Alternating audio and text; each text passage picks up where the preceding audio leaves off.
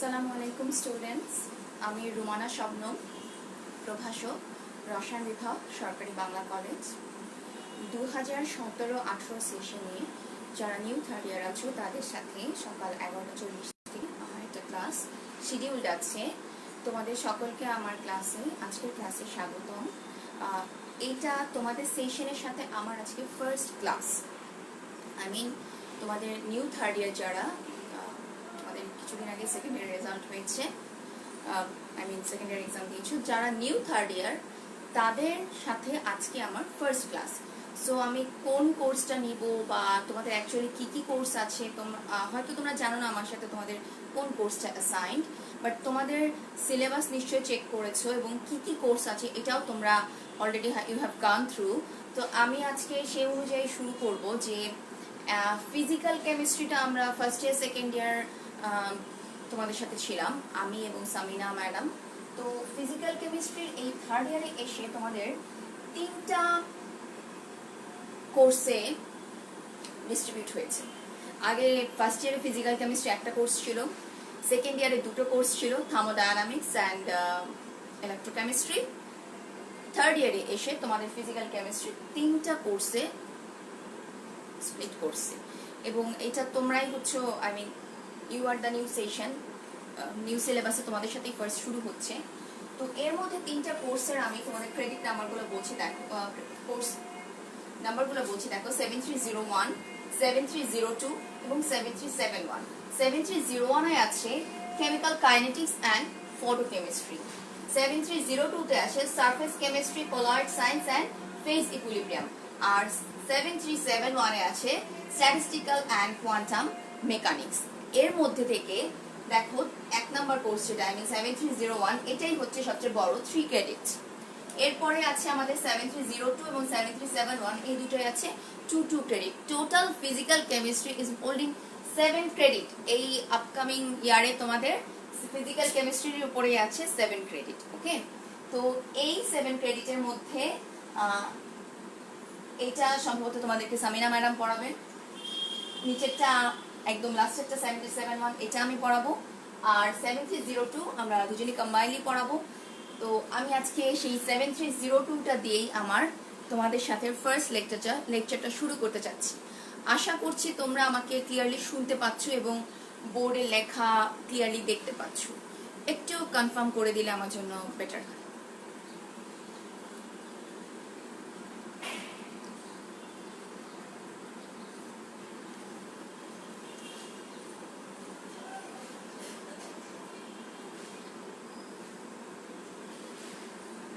ওকে, আজকে আমাদের surface chemistry, colloid science and phase equilibrium কোর্সের first class.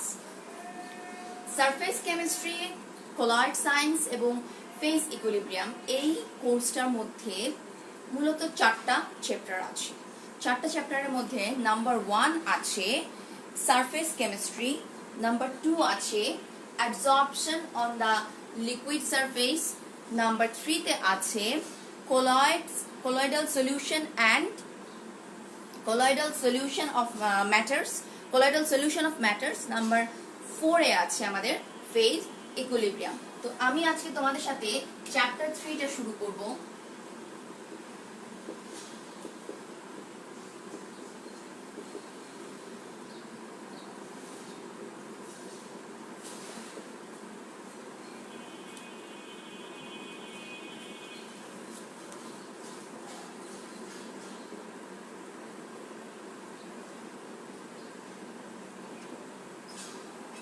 colloidal states of matter। এই চ্যাপ্টারে আমরা কলয়েডসের প্রিপারেশন, কলয়েডের কাইনেটিক্স, তারপরে হচ্ছে কলয়েডের চার্জ, তারপরে কলয়েডের বিভিন্ন activities like isoelectric point, zeta potential, streaming potential, তারপর ইমালশন প্রিপারেশন, এছাড়া আছে আরও আমাদের হার্ডি-শুলজের রুল। এই জিনিসগুলো আমরা এই চ্যাপ্টারে পড়ব। তো আজকের ক্লাসের জন্য আমরা ফর টুডেজ ক্লাস আজকে আমাদের টপিকসগুলো হচ্ছে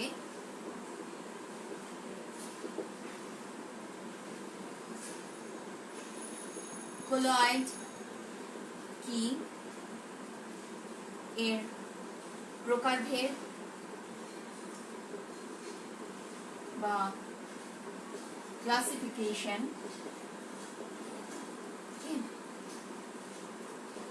কোলয়েডের প্রস্তুতি, preparation, then colloidal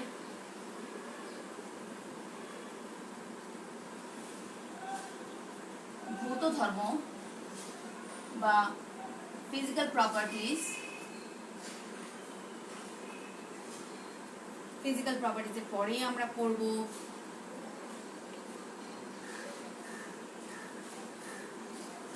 কয়েকটা টার্মস লাইক, আচ্ছা এটাকে আমরা বলতে পারি electric double layer effect, zeta potential. এই টার্মসগুলো আমরা আজকের ক্লাসে কভার করার চেষ্টা করব। আচ্ছা, আশা করি তোমরা লেখাটা ক্লিয়ারলি দেখতে পাচ্ছ এবং সাউন্ড ক্লিয়ারলি শুনতে পাচ্ছ। ওকে, যাদের এখান থেকে কিছু কপি করার আছে, আই হোপ ইউ আর ডান, লিখে ফেলেছো যে তোমাদের কোন চ্যাপ্টারটা আমি শুরু করছি, কোন কোন চ্যাপ্টার আছে, তারপরে চ্যাপ্টার 3টা আমি শুরু করছি আজকের ক্লাসে, কোন কোর্সের কোন চ্যাপ্টার আমি আজকে থেকে শুরু করলাম। I hope already you have noted it down. Okay, আমি তাহলে ডিটেইলসে চলে যাই। টপিকস গুলো দেখা হয়ে গেছে আশা করছি। কোলয়েড কি, কোলয়েডের প্রকারভেদ পড়ব, কোলয়েডের প্রস্তুতি পড়ব, কোলয়েডের ভৌত ধর্ম পড়ব, আর কোলয়েডের সাথে double electric double layer effect নামক একটা টার্ম আছে, যেখান থেকে আমরা জেটা পোটেনশিয়াল কি পড়ব, স্টিমিং পোটেনশিয়াল কি পড়ব, আইসোইলেকট্রিক পয়েন্ট কি, এটা এর মধ্যে না, এর সাথেই পড়ব। ঠিক আছে, ওকে, তাহলে আমরা আমাদের ফার্স্ট টপিকে চলে যাই, that is what is a colloid এবং কোলয়েডের প্রকারভেদ। কোলয়েড কি? Anyone has any idea? বাস্তব জীবনে কোলয়েড কোথায় দেখা যায়? আচ্ছা, কোলয়েড একটা গ্রিক টার্ম থেকে আসছে, কোলা এন্ড ইডিস। কোলা এন্ড ইডিস বলতে অ্যাকচুয়ালি বোঝানো হয় গ্লু লাইক সাবস্টেন্স, যেটা হচ্ছে আঠালো। গ্লু লাইক সাবস্টেন্সকে কোলা এন্ড ইডিস এই টার্ম দুটো থেকে কোলয়েডস টার্মটা ফার্স্ট আসছে। তো এই সকল গ্লু লাইক সলিউশনই যে শুধুমাত্র কোলয়েড, নট দ্যাট। আমরা কিন্তু অনেক রকমই কোলয়েডস পাই, যেমন তোমার ডেইলি লাইফের মধ্যে যদি দেখি, আমাদের বাসায় খাবারের মধ্যে দুধ থাকে, দুধ এক ধরনের কোলয়েড, আমরা বলতে পারবো emulsion category, but it's a colloidal solution, fine. তারপরে সাবান পানি, কালারফুল পানির মধ্যে যদি সাবানকে গুলিয়ে দেওয়া হয়, তাহলে যে একটা দ্রবণ প্রস্তুত হয়, সেইটাকে বলছি আমরা কোলয়েড। কিন্তু অ্যাকচুয়ালি কোলয়েডের সংজ্ঞাটা কি? কোলয়েড হচ্ছে একটা দ্বিদশা বিশিষ্ট অসমসত্ব সিস্টেম। মানে আমরা যদি কোলয়েডের সংজ্ঞাতে চলে যাই, তাহলে সংজ্ঞা হিসেবে আমরা কি বলতে পারি? It's a phase separated by mixture microscopically it's a phase separated mixture in which one substance of microscopically is dispersed in a medium। অর্থাৎ আমরা বলতে পারি যে, যদি সহজ বাংলায় বলি, কোলয়েড হচ্ছে দ্বিদশা বিশিষ্ট একটা অসমসত্ব সিস্টেম, যেখানে নরমালি আমরা দ্রবণ বলতে বুঝি, দ্রবণের মধ্যে থাকবে একটা দ্রব প্লাস দ্রাবক। এক্ষেত্রে দশাটা আমার একটি, কিন্তু কোলয়েডের ক্ষেত্রে দশা হচ্ছে দুটি। এখানে সেই দুটি দশা কি কি? একটা হচ্ছে বিস্তার মাধ্যম, আর একটা হচ্ছে বিস্তৃত দশা। অর্থাৎ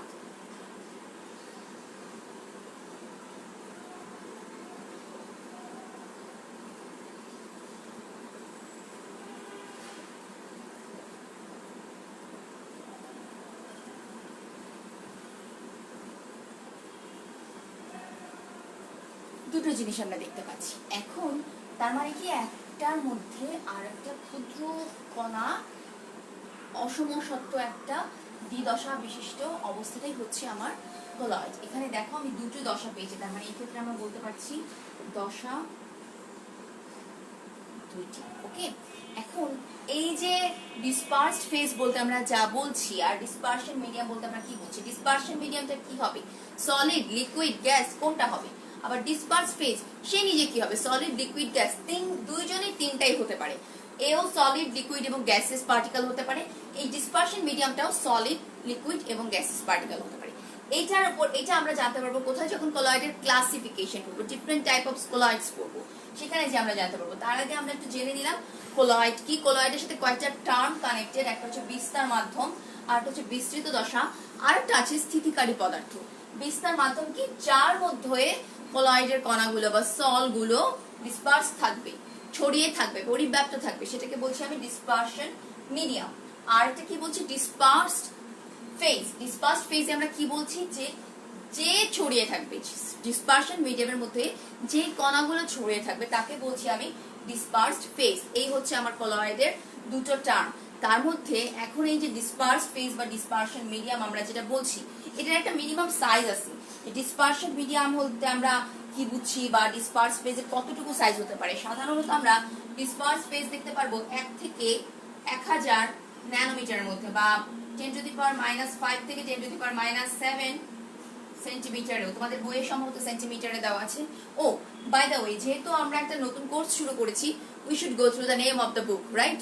আমরা রেফারেন্স বুক হিসেবে কি কি ইউজ করতে পারি, ফিজিক্যাল কেমিস্ট্রি বাই অ্যাটকিন, এটা আমরা দেখতে পারি। এখানে এই চ্যাপ্টার্স গুলো কলয়েড, তারপরে অ্যাবজর্পশন, তারপর ফেজ ইকুইলিব্রিয়াম, এই তিনটাই খুব ভালো মতো দেওয়া আছে।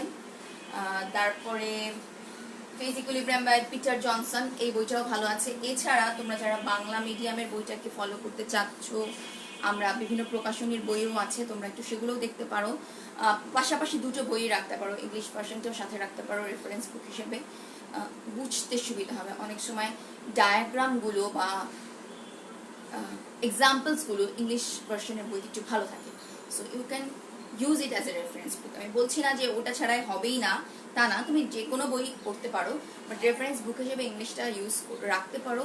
এতে তোমার ডায়াগ্রাম, এক্সাম্পলস দেখে বুঝতে একটু ইজি হবে। ওকে,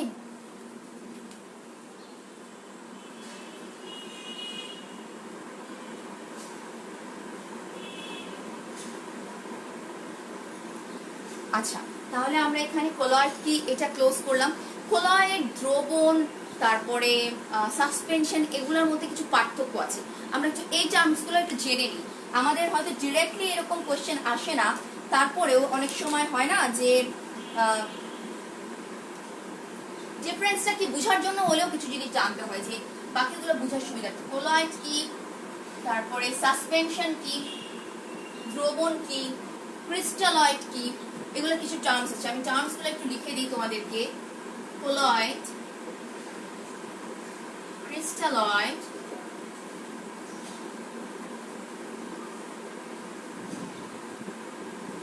সাসপেনশন, আমরা এই তিনটা নাম দেখছি। আর একটা দেখতে পারি, সেটা হচ্ছে নর্মাল যে কোনো দ্রবণ, দ্যাট মিনস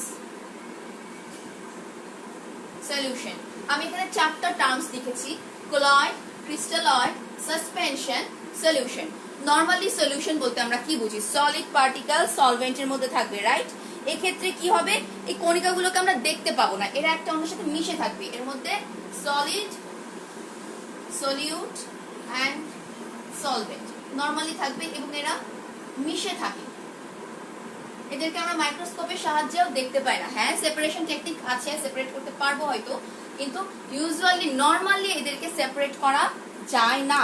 এরপরে চলে যাই আমরা কলয়েড, এরপরে পরবর্তীতেই আছে কলয়েড। কলয়েডের বেলায় কি হবে, এটা একটা পার্টিকুলার সাইজের একটা পার্টিকেলস থাকবে, যেমন আমরা বলেছি 1 থেকে 1000 ন্যানোমিটার সাইজ পার্টিকেল। এটার বেলায় কিন্তু কোনো সাইজ ছিল না, কিন্তু এই বেলায় একটা সাইজ আছে, যে এই সাইজের পার্টিকেল গুলো একটা যখন গ্যাস, লিকুইড বা সলিড আর একটা কোনো মিডিয়ামের মধ্যে সাসপেন্ডেড থাকবে, সেটাকে বলছি আমি কলয়েড। এবং এক্ষেত্রে কি হবে, এদেরকে মাইক্রোস্কোপিক্যালি দেখা না গেলেও খুবই স্পেশাল টাইপের মাইক্রোস্কোপের মাধ্যমেও এদেরকে দেখা যায় না।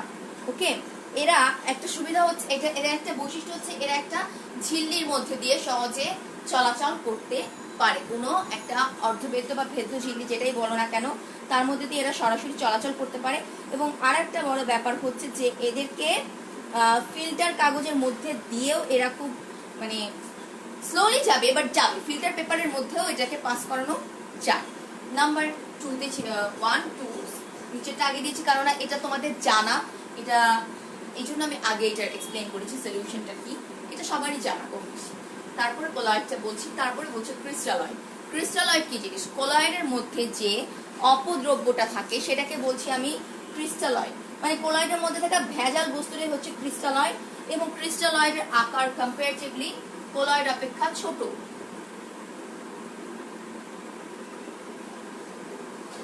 কোলয়েড থেকে ক্রিস্টালয়েডের সাইজটা, আই মিন পার্টিকেল সাইজটা ছোট হয়। আর একটা টপিক রইল আমাদের সাসপেনশন। সাসপেনশন কিন্তু আমরা কম বেশি বাসায় দেখেছি, বিভিন্ন মেডিসিন আছে সাসপেনশন আকারে থাকে আমাদেরকে, যেমন লাইক আমরা দেখি লিকুইড অ্যান্টাসিড, এই ধরনের কিছু মেডিসিন বাসায় দেখা যায়, সেটাকে বলে আমরা সাসপেনশন।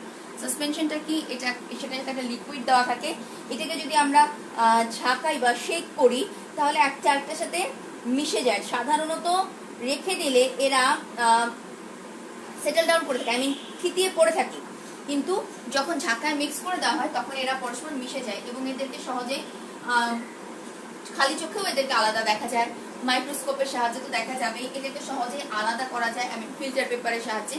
এরা কোনো ঝিল্লির মধ্যে দিয়ে পাস করতে পারে না। এই হচ্ছে আমাদের চারটা term: colloid, suspension, colloid, crystalloid, suspension and solution. We are closing the terms. তাহলে কোলয়েডের সাথে কি কি শব্দ জুড়ে থাকে আমরা কিন্তু সেই শব্দগুলো আগে পড়ে নিলাম, কেননা আমরা যখন পরবর্তীতে এক্সপ্লেনেশনে যাব যে এইটার সাথে এটা হলো বা এখানকার সাসপেনশন এটা কোলয়েড না, তখন বোঝাটা খুব ইজি হবে যে কোনটা সাসপেনশন কোনটা কোলয়েড, এদের ডিফারেন্সিয়েশন, এদের ডিফারেন্সটা কোথায়। এই জন্য আমি আজকে বিগিনিং এর ক্লাসে, যদিও এই টার্মসগুলো ডিরেক্টলি কখনো কোনো এক্সামে আসবে না, বাট আমাদের বোঝার সুবিধার্থে আমি এই টার্মগুলো এক্সপ্লেন করে যাচ্ছি। এরপরে আমরা সিরিয়ালি যদি আমাদের আজকের টপিকগুলো একটু ক্লিয়ার করি, তাহলে হচ্ছে আমাদের ক্লাসিফিকেশন অফ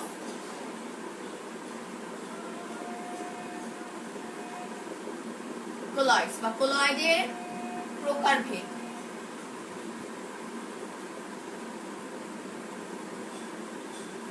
কোলয়েডের প্রকারভেদ অ্যাকচুয়ালি তিনটা বৈশিষ্ট্যের ভিত্তিতে আমরা কোলয়েডকে প্রকারভেদ করতে পারি। যেমন একটা যদি বলি যে ডিসপার্স ফেজকে, ডিসপারশন মিডিয়ামকে, এটার ভিত্তিতে আমরা কোলয়েডকে কয়েকটা ভাগে ভাগ করতে পারি। ডিসপার্স ফেজ এবং ডিসপারশন মিডিয়াম, এটার ভিত্তিতে কোলয়েডকে আমি কয়েক ভাগে ভাগ করতে পারি। নাম্বার 2, লাইপোফিলিক এবং লাইপোফোবিক, আই মিন দ্রবণ আকর্ষী এবং দ্রবণ বিকর্ষী, এই দুইটা ক্যাটাগরি, মানে দ্রবণের প্রতি আকর্ষণ, এটার উপর ডিপেন্ড করেও আমরা কোলয়েডকে দুটো ভাগে ভাগ করতে পারি। এছাড়াও আরও আমাদের কিছু আছে, যেমন সংযোজিত কোলয়েড, বিয়োজিত কোলয়েড, মলিকুলার কোলয়েড, এই ধরনের কিছু টার্মস আছে। তবে বেসিক্যালি আমরা এই দুটো একটু ডিটেল করবো যে বিস্তার মাধ্যমের ভিত্তিতে, বিস্তার মাধ্যমে বিস্তৃত দশার ভিত্তিতে যে ডিসপার্সড পার্টিকেল, ডিসপার্সড ফেজ এবং ডিসপারশন মিডিয়ামের বেসিসে কোলয়েডের প্রকারভেদটা দেখবো আমরা। এরপরে দেখবো আমরা দ্রবণের দিকে আকর্ষণের ভিত্তিতে, আই মিন লাইপোফিলিক নাকি লাইপোফোবিক, দ্রবণ আকর্ষী নাকি দ্রবণ বিকর্ষী, এই দুটো ডিটেলটা আমরা আজকে ক্লাসে আগে পড়ে নেব, তারপরে অন্য টপিকে যাব। আচ্ছা, প্রথমেই চলে যাই আমরা যে কোলয়েডের যে বললাম আমি যে ডিসপারশন ফেজ আর ডিসপার্সড। আচ্ছা, এখানে আমরা একটা চার্ট আকারে দেখতে পারি। এখানে যদি আমি বলি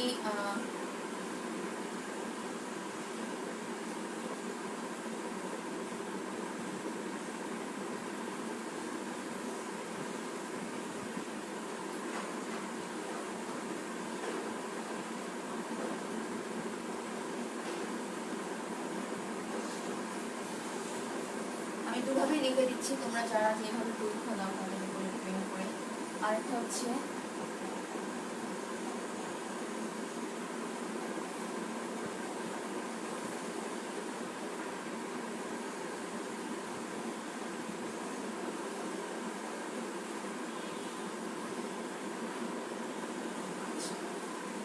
এটা 3 কেমন হয়,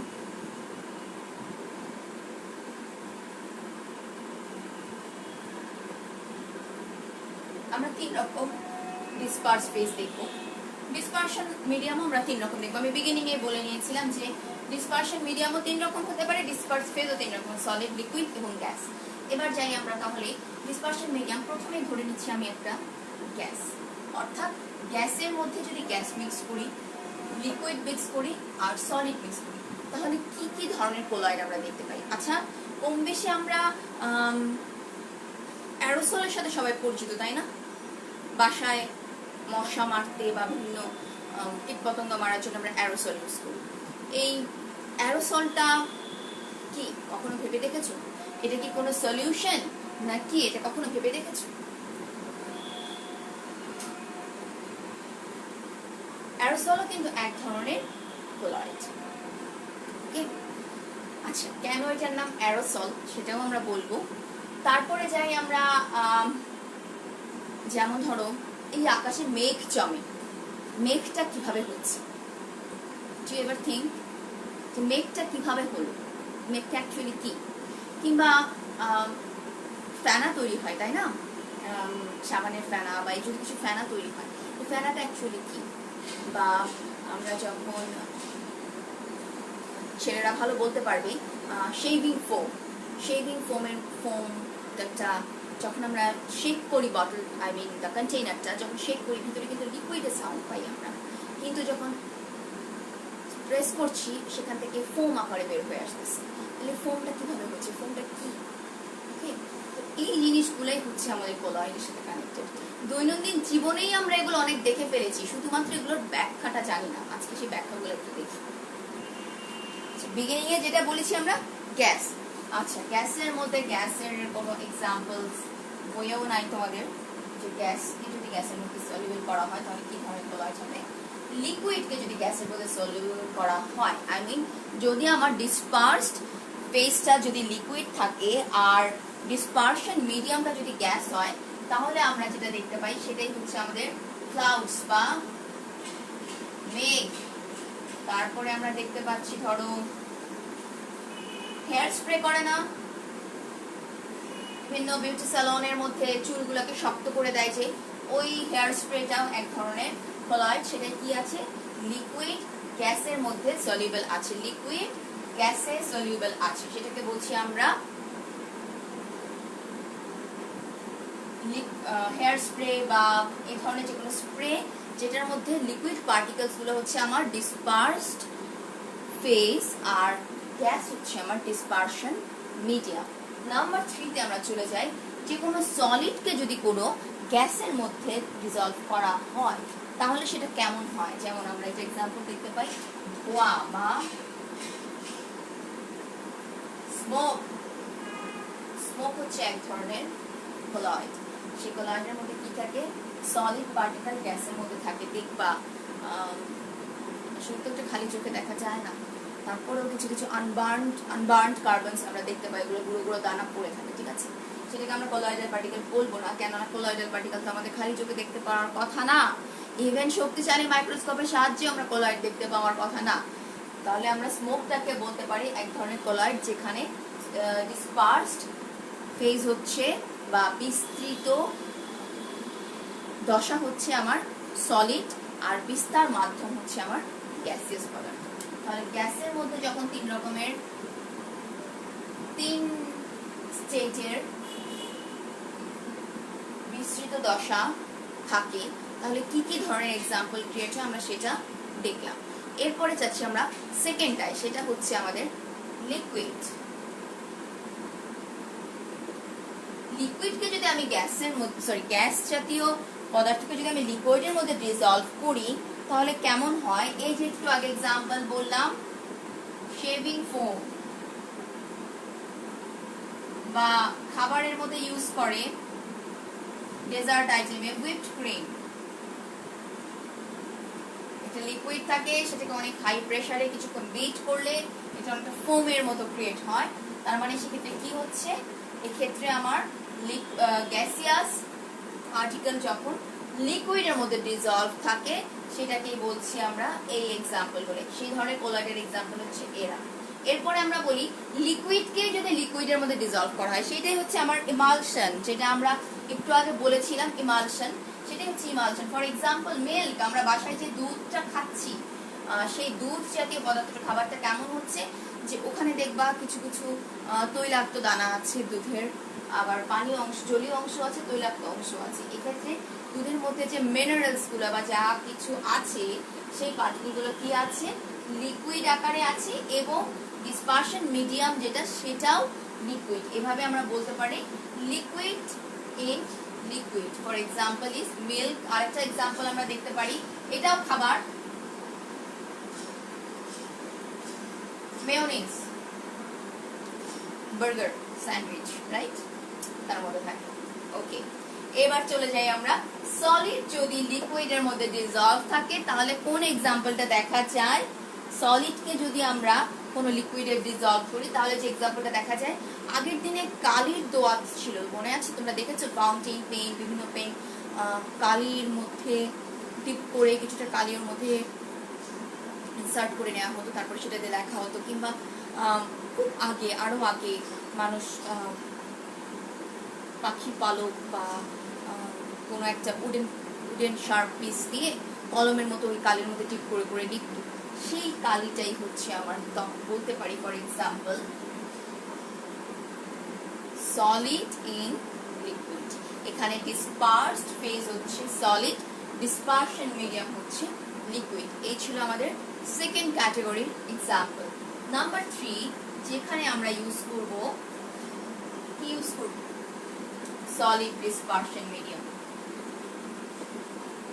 সলিড ডিসপারশন মিডিয়াম, এখন কোনো গ্যাসিয়াস সাবস্টেন্সকে সলিড ডিসপারশন মিডিয়ামের মধ্যে যদি আমরা ডিসপার্স করি তাহলে যে এক্সাম্পলটা দেখতে পাই সেটার মধ্যে একটা আছে তোমাদের স্টাইরোফোম। এটা তোমাদের খুব বেশি লাগবে না, ফর এক্সাম্পল জাস্ট জানাচ্ছি আমি। স্টাইরোফোম হচ্ছে একটা এমন ধরনের কলয়েড যেখানে একটা গ্যাসিয়াস ডিসপার্স ফেজ একটা সলিড ডিসপারশন মিডিয়ামের মধ্যে স্প্রেড থাকে। এবার যদি বলি লিকুইড ইন সলিড, এটার এক্সাম্পল জানা আছে সবার, জেলি, জেলাটিন,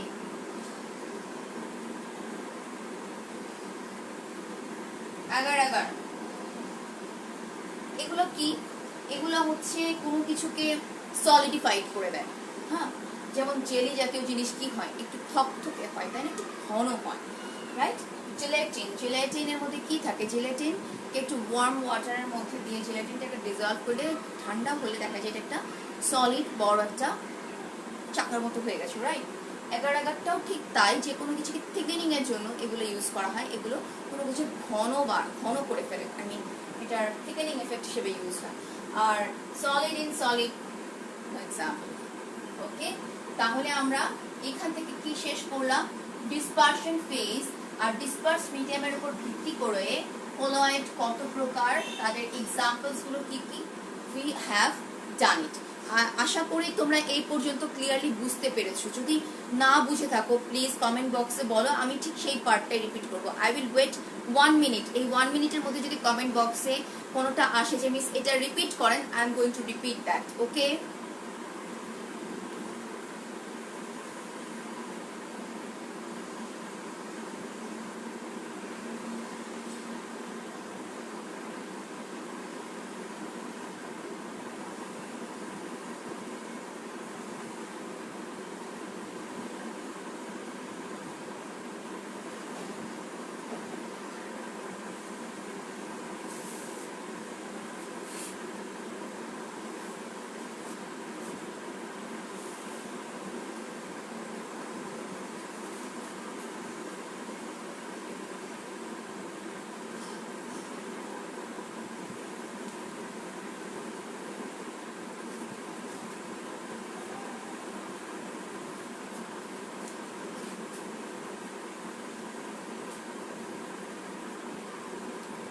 আচ্ছা, আই ওয়েটেড, কেউ কোনো কমেন্ট করেনি যে যেটা রিপিট করার দরকার, যে টার্মটুকু বা যে পার্টটুকু। তাহলে আমি আমার নেক্সট টপিকে চলে যাচ্ছি।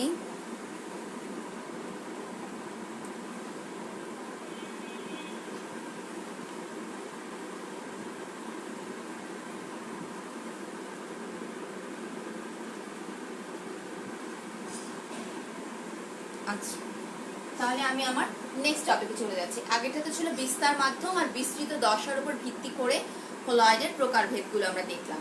এবার দেখব আমরা যে দ্রবণের প্রতি আকর্ষণের উপর ভিত্তি করে, দ্রাবকের প্রতি যে ডিসপারশন মিডিয়াম যেটা আমরা ইউজ করছি তার উপর আকর্ষণ বিকর্ষণের উপর ভিত্তি করে দুই প্রকার, একটা হচ্ছে দ্রাবক আকর্ষী লাইপোফিলিক, আর হচ্ছে দ্রাবক বিকর্ষী। দ্রাবক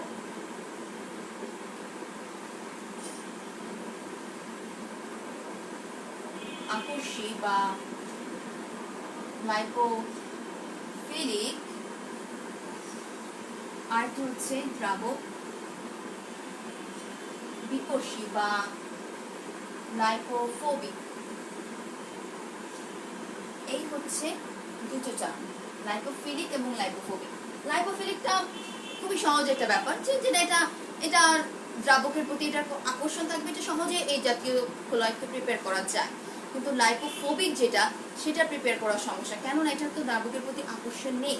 এটাকে যখন দ্রাবকের মিডিয়ামের মধ্যে দেওয়া হবে, এটা ডিজলভ হতে, এটা মিশে যেতে চাইবে না, এটা কোলয়েডাল সলিউশন প্রিপেয়ার করতে চাইবে না। তাহলে সেটাকে কিভাবে প্রিপেয়ার করা যায়?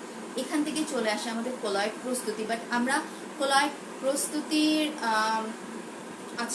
কোলয়েড প্রস্তুতিটা শেষ করে আমরা ভৌত ধর্মগুলো ডিসকাস করব। আই থিঙ্ক আজকে আমরা এ পর্যন্তই হয়তো করতে পারবো টাইম অনুযায়ী।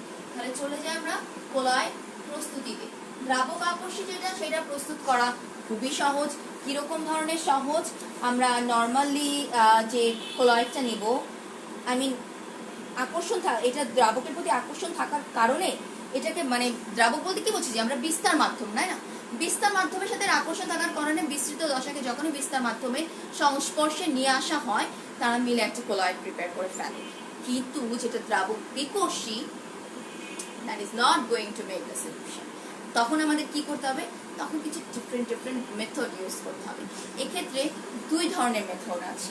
নাম্বার 1 হচ্ছে আমার সংযোজন পদ্ধতি, আর একটা হচ্ছে আমার ডিসপারশন পদ্ধতি। একটা হচ্ছে সংযোজন, মানে আমরা কি বলতে চাচ্ছি, দ্রাবক বিকর্ষী কোলয়েড প্রস্তুতি। এখানে কি কি প্রসেস আছে? একটা হচ্ছে সংযোজন, আর একটা হচ্ছে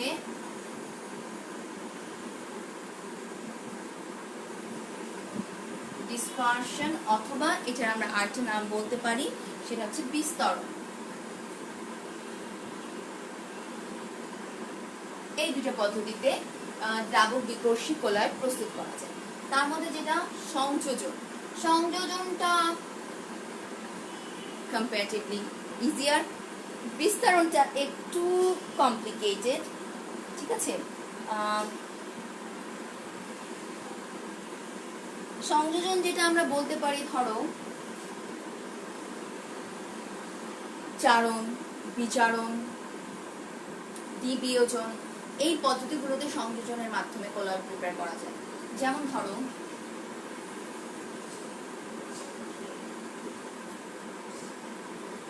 H2S কে জারণের মাধ্যমে আমরা